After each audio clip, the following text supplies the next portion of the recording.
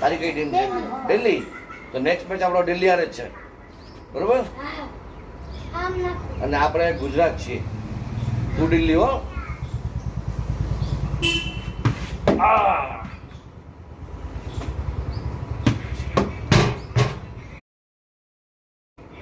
પપ્પા હું અહીં આવી જાઉં. તું આવે જા, તું આવે જા.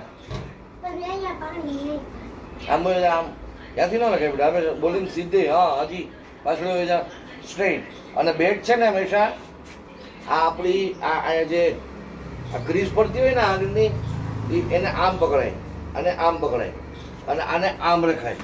પછી બે પગ છે ને બેટા, આ બે પગ થોડા નીચે દબાવાય. આ છે ને આપણી છાતી થોડીક આમ પાછી હોઈ જાય. આને સ્ટ્રેટ રાખવાનું અને આમ કરવાનું. કેમ? બરોબર. હવે પણ નાખું, બોલ નાખ. પપ્પા હવે મારો. હવે તમને થતું છે બાળકને તેના બેટિંગ કરતા શીખવાડો, પોતે પાછું મોટો જાણે કે કોઈ ક્રિકેટર પ્રોફેશનલ ક્રિકેટર હશે. ભાઈ પ્રોફેશનલ ક્રિકેટર તો નથી રહ્યા, પણ હા અમે લોકો ઇન્ટરનેશનલ ક્રિકેટ ગ્રાઉન્ડ ઉપર જરૂર રહીમાં છીએ અને સિઝનના બોલથી રહીમાં છીએ અને પ્રોફેશનલ ક્રિકેટરો સાથે રહીમાં છીએ. એ અમારી ટુર્નામેન્ટ જે આજની તરીકે હજી થાય છે, પણ હું હવે એમાં પાર્ટિસિપેટ નથી કરતો. ઇન્ટરપ્રેસ ક્રિકેટ ટુર્નામેન્ટ કે જે શરૂ કરી હતી અમુક મિત્રો જે છે એ સાથે મળીને, અને રાજકોટના બધા મીડિયા હાઉસવાળા જે છે ત્યારે એમાં ત્યાં રમતા, અને હજુ પણ રમાય છે, પણ હું અત્યારે એમાં નથી. ફિલહાલ તો એ જ્યારે શરૂઆત હતી ને ત્યારે હું મારી રેડિયો મેચીની ટીમનો ત્યારે કોઓર્ડિનેટર હતો અને પાછો પ્લેયર હતો, એવરેજ પ્લેયર હતો. પણ અમને જે શીખવાડવામાં આવ્યું છે, ટ્રેનિંગ આપવામાં આવી છે, એ બહુ પ્રોફેશનલ ક્રિકેટરો દ્વારા આપવામાં આવી હતી. એટલે થોડું ઘણું જે આવડતું હતું એ અત્યારે નામ પડે નહીં, પણ હવે તો એ સમયે અમારું બોડી ગજબ હતું. તમે જોઈ શકો છો, આ ફોટોગ્રાફ તમને દેખાડું એમાં તમને ખ્યાલ પડી જશે. જો કે આ ફોટોગ્રાફ તમે જે દેખાડી રહ્યો છો ને, એ ફોટોગ્રાફ તો ઓલમોસ્ટ 9-10 વર્ષ પહેલાંનો છે, કે જેમાં આઈપીએલ જ્યારે રાજકોટની ટીમ હતી આઈપીએલની, તમને યાદ હોય તો. અત્યારે જે છે એ નહીં, અત્યારે ગુજરાત ટાઇટન્સ છે, ત્યારે ગુજરાત લાયન્સ હતી, 2 વર્ષ માટે આવી હતી. અને ગુજરાત લાયન્સ છે ને ઇન્ટેક્સ મોબાઈલ કંપની જે છે એ ઓન કરી દીધી, અને એમાં રેડિયો પાર્ટનર અમે લોકો હતા રેડિયો મિર્ચીમાં. તો અમારા આરજેસે શું કરવાનું હોય કે જ્યારે પ્રેક્ટિસ ચાલતી હોય ને, નેટ પ્રેક્ટિસ, ત્યારે અમે લોકો ઇન્ટરવ્યૂ લેવા જતા હોઈએ બધા પ્લેયર્સના. મેં ફિન્ચનો અને ઘણા બધા પ્લેયર્સનો ઇન્ટરવ્યૂ લીધેલો છે એ સમયે. અને એ ઉપરાંત તમારે જ્યારે મેચનો ડે હોય ને તે દિવસે તમારે ત્યાં હાજર જ રહેવું પડે, કારણ કે કમેન્ટ્રી અમારામાંથી 2 આરજેસ કરતા હોય રોટેશન વાઇઝ. અને આ જે તમે જોઈ રહ્યા છો એ ખંડેરી મેચનો છે, આરજે હું, આરજે શીતલ અને RJ Akash.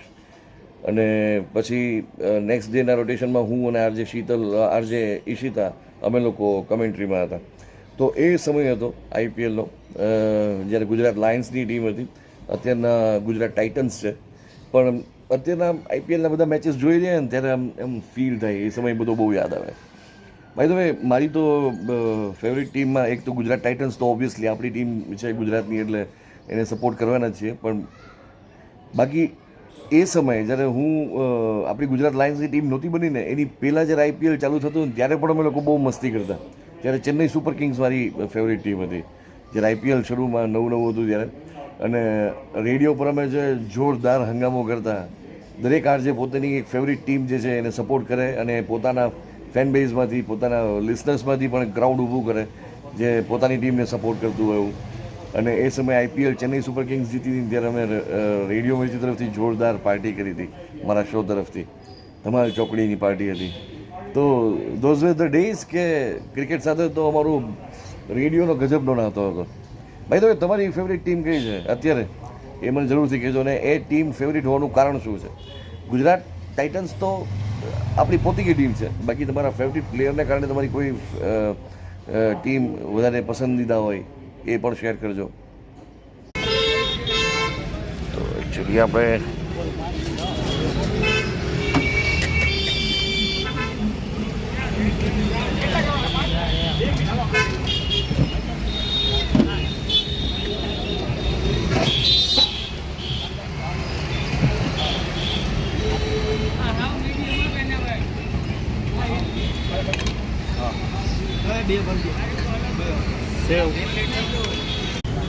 Good evening, welcome to the vlog. I hope you guys are doing great. Mihirbhai suggest કર્યું હતું એક જગ્યાએ અને ઘૂઘરા ખાવા આપણે આવ્યા છીએ. એકચ્યુઅલી ઘૂઘરા મેઇન વિડીયો આપણે જે ગુજુ બોક્સમાં નહીં, ખાલી તમારી સાથે શેર કરવા માટે કે ગુંદાવાડી ચોકમાં પણ ઘૂઘરા બેસ્ટ મળે છે એક જગ્યાએ, તમારી સાથે શેર કરું. સુનિલભાઈ બહુ મસ્ત ઘૂઘરા બનાવ્યા છે. મને મીરભાઈ કીધું તમે ખાતા જજો, એટલે આપણે આજે આવ્યા છીએ. આજે બાજુમાં બટેટામાં ટેસ્ટ કરવાના છે, એટલે લગ્યા બે વસ્તુ થઈ જશે.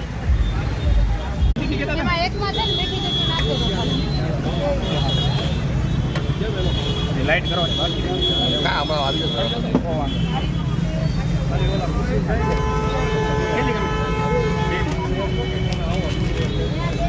હા, 4 આપણી પાર્સલ કરવી છે ને, તીખી જ રાખો ને બધી રેગ્યુલર.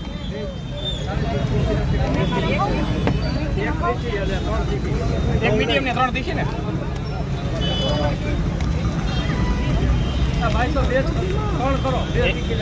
એ સારું, વાંધો નહીં. આપણા બોટાદ સ્ટાઇલના છે. હા, અરે વાહ.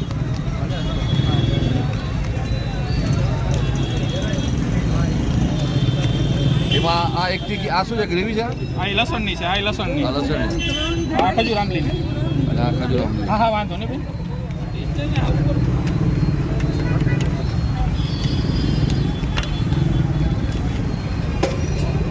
હા હા. હા, તીખામાં લીંબુનો કટકો મૂકી દઉં છું. લીંબુનો કટકો મૂકી દઉં, નાખતો નથી. હા બેન.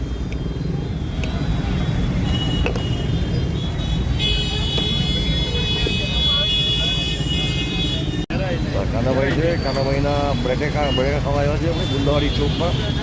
ગુજુ બોક્સમાં એટલે આપણે વિડીયો નહીં બનાવી શકીએ, કારણ કે અત્યારે હું પાછો એવા ઓપો ટાઈમે આવ્યો છું. અને આમ પણ આ તમારી સાથે મારે અહીંના ઘૂઘરા સદીભાઈના અને કાનાભાઈના બટેટા જસ્ટ બ્લોગમાં શેર કરી રહ્યો છું. રીલ આવી જશે તમારી સાથે સ્પેશિયલી કાનાભાઈની. એનું પાઉં જે છે ને, ભરેલું પાઉં બટેટાવાળું બોટાદ સ્ટાઇલનું છે. એટલા માટે હું સ્પેશિયલ આવ્યો હતો. મને લોકોએ કીધું કે બોટાદ સ્ટાઇલમાં તમને ખાવાની ઈચ્છા થતી હોય ને, તો તમે અહીંયા આવી શકો છો.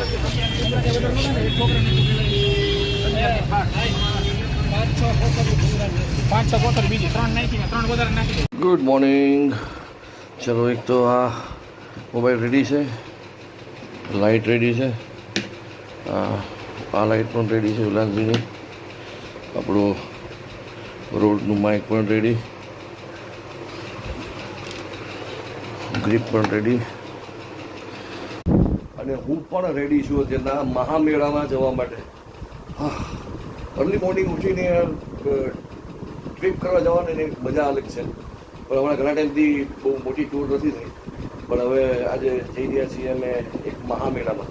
એ મહામેળો કયો છે, શું છે, એ બધી વસ્તુ તમને નેક્સ્ટ બ્લોગની અંદર જોવા મળી જશે. ફિલહાલ તો ગઈકાલનો બ્લોગ જે છે એ અહીંયા હું જેને કહીને કે કમ્પ્લીટ કરું છું.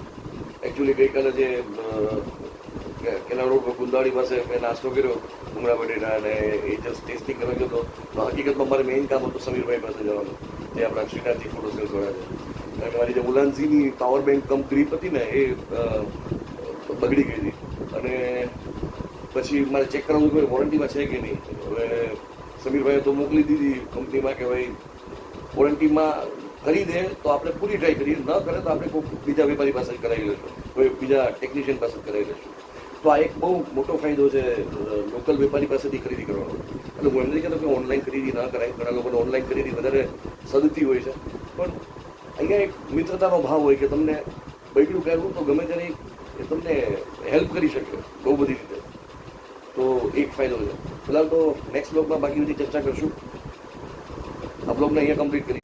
Good morning. ફિલહાલ તો તમે કીધું કે આપણી પહેલાં આપણે જ્યારે વાત થઈ હતી કે દરેક વિડીયોની અંદર ક્વેશ્ચન આન્સર્સ ને બધું આવશે, પણ અને બીજા જે કમેન્ટ્સ આવી છે એના જવાબો આવશે. પણ અત્યારના છેલ્લા 2-3 દિવસથી વ્લોગ્સ થોડો પેક જાય છે, એટલે આપણે હમણાં નથી કરી શક્યા. નેક્સ્ટ વ્લોગથી આપણે સિસ્ટમ કન્ટિન્યુ કરશું. સો વ્લોગને ફાઇનલી અહીંયા કમ્પ્લીટ કરીએ. જય જય ગરવી Gujarat. Have a nice day.